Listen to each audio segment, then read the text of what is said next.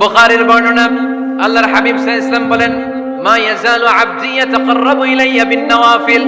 বান্দা যত বেশি নফল ইবাদত করতে থাকে, করতে করতে করতে করতে বান্দা আমার কাছের নৈকট্য প্রাপ্ত বান্দা হয়ে যায়। হাত্তা উহিব্বাহু, এরপর আমি আমার বান্দারে এত ভালোবাসি, কুনতু সামআহুল্লাযী ইয়াসমাউ বিহি। বান্দা যখন শুনে সে তার নিজের কান দিয়ে শুনে না, আমি আল্লাহর কানে শুনি। কুনতু বাসরাহুল্লাযী ইউবসিরু বিহি।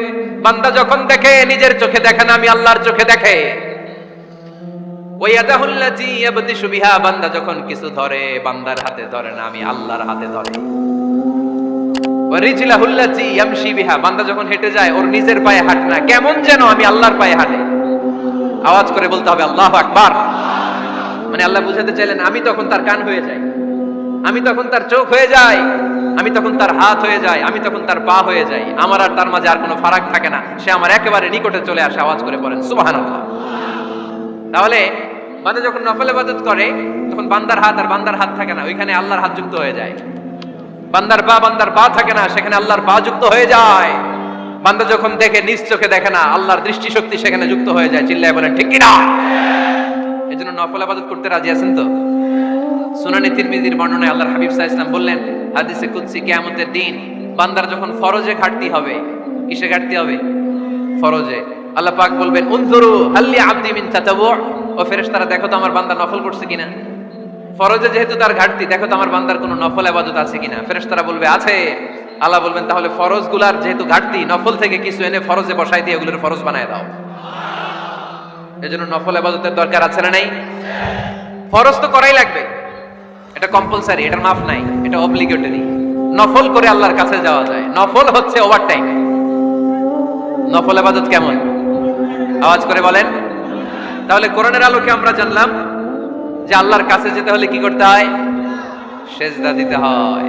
আর সুন্নাহর আলোকে আমরা জানলাম আল্লাহর কাছে যেতে হলে কি করার মাধ্যমে কাছে যেতে হয়? আওয়াজ করে বলেন। নফল ইবাদত করতে রাজি আছেন সবাই? সবচাইতে শ্রেষ্ঠ নফল ইবাদত হচ্ছে কোরআনের তেলাওয়াত, ঠিক কি না? আল্লাহর হাবিব সাল্লাল্লাহু আলাইহি ওয়াসাল্লাম বললেন, নফল ইবাদতের মাধ্যমে আল্লাহর কাছে যেতে চাও, নৈকট্যপ্রাপ্ত বান্দা হতে চাও, আফদালুল ইবাদাতি তিলাওয়াতুল কোরআন। সবচাইতে যত নফল ইবাদতের লিস্ট হতে পারে, এই লিস্টে র‍্যাঙ্কিং এ 1 নাম্বার থাকবে কোরআনের তেলাওয়াত। এই কোরআন তেলাওয়াত করতে রাজি আছেন তো? তাহলে কোরআন তেলাওয়াত করব। 2 নাম্বার তাহাজ্জুদের সালাত করব। কিসের নামাজ? হুজুর ফজরই পড়তে পারি না। ফজরই যে ফজর পড়ে তার জন্যই না তাহাজ্জুদ, ঠিক কি না? ফজরই তো পড়তে পারি না, তাহাজ্জুদ করব কখন? তাহাজ্জুদ করলে আপনার মর্যাদা বাড়ায় দিবে কে?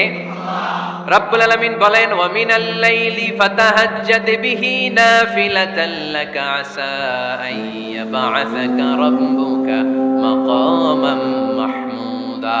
তাহাজ্জুদের নামাজ যারা পড়বে তাদের মর্যাদা বাড়িয়ে দেয় কে? কারণ ওই মুহূর্তে আল্লাহ প্রথম আকাশে নেমে আসেন আর ডাকে, আলা মিন মুস্তাগফিরিন আগফিরালা। কার ক্ষমা দরকার? ক্ষমা চা, ক্ষমা করে দেব। আলা মিন মুস্তাকসিন আকসুলা। কার খাবারের দরকার, পোশাকের দরকার, চাও দিয়ে দেব। চাও, কার কি লাগবে চাও, আমি দিয়ে দেব।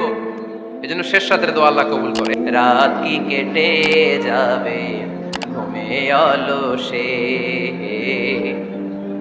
রাত কি কেটে যাবে ঘুমে অলসে, তুমি কি জানবে না তোমার নিজেকে প্রভুকে।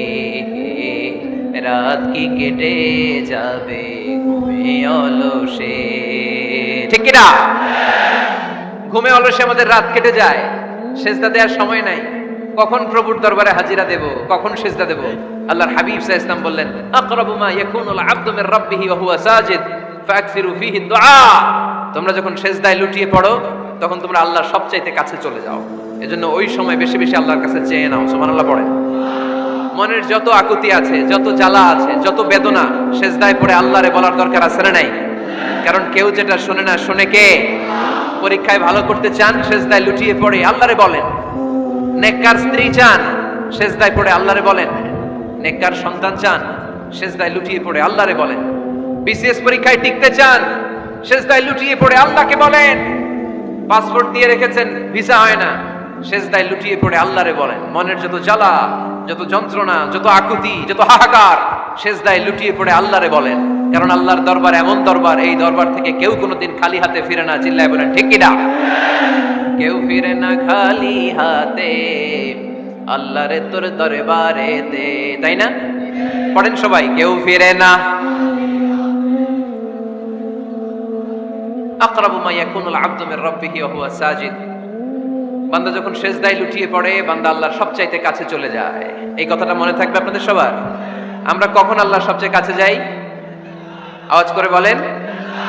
যখন আমরা সেজদায় পড়ে থাকি। আপাত দৃষ্টিতে মনে হয় সেজদাটা যখন দেই জায়নামাজের উপরে আমার কপালটা পড়ে, সেজদাটা যখন দেই মসজিদের টাইলসের উপরে আমার সেজদাটা পড়ে, সেজদাটা যখন দেই মনে হয় যে মসজিদের কাপড়ের উপর আমার কপালটা পড়ে। কিন্তু বিশ্বনবী বলেন না, তোমার কপালটা আল্লাহর কুদরতি পায়ের উপরে পড়ে। আকরাবু মা ইয়াকুনুল আবদু মির রাব্বিহি ওয়া হুয়া সাজিদ। বান্দা যখন সেজদায় লুটিয়ে পড়ে, বান্দা আল্লাহর সবচাইতে কাছে চলে যায়। তাহলে কোরআন আমাদেরকে জানালো, যদি আল্লাহর প্রিয় হতে চাও সেজদায় লুটিয়ে পড়ো।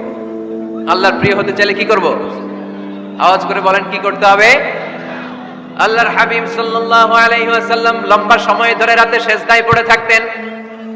আল্লাহর হাবিব সাল্লাল্লাহু আলাইহি ওয়াসাল্লামের সাহাবারা সব সময় লম্বা লম্বা রুকু দিতেন, লম্বা লম্বা সেজদা দিতেন।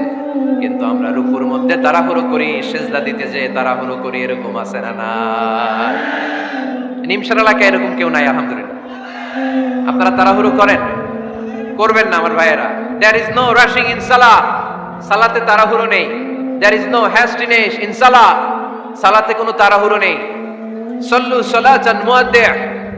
এমন ভাবে নামাজে দাঁড়াবেন মনে করবেন এটাই হতে পারে আমার জীবনের শেষ নামাজ, ঠিক কি না? Perform the salah as if this is your last and final prayer. এমন ভাবে মুসল্লায় দাঁড়ান মনে করেন এটাই হতে পারে জীবনের শেষ নামাজ। This is my last chance. এখন বাজে 3:30। কেউ যদি বলে আসরের যে নামাজটা পড়বেন এটাই আপনার জীবনের শেষ নামাজ, ওই নামাজ আপনি তাড়াহুড়া করবেন? কথা বলেন। আরে কাঁদতে কাঁদতে আপনি শেষ। এত সুন্দর ওযু বানাবেন, এত সুন্দর আদর মেখে জায়নামাজ বিছিয়ে পাঞ্জাবিটা পরে আপনি নামাজে দাঁড়াবেন। রুকুতে কি সুন্দর রুকু করবেন, লম্বা সময় সেজদা করে চোখের পানি দিয়ে তো সেদিন আপনার জায়নামাজ আপনি ভিজিয়ে দিবেন, ঠিক কি না? কেন এমনটা করবেন? কারণ আপনি জেনে গিয়েছেন এটাই আমার শেষ নামাজ, তাই না? তো প্রতিটা নামাজের সময় এই জিনিসটা ভাবলে সমস্যা কোথায়? আমরা যে আরো আধা ঘন্টা এখানকার সবাই বেঁচে থাকবো কোনো গ্যারান্টি আছে? আরো 10 মিনিট হায়াত পাবো, গ্যারান্টি?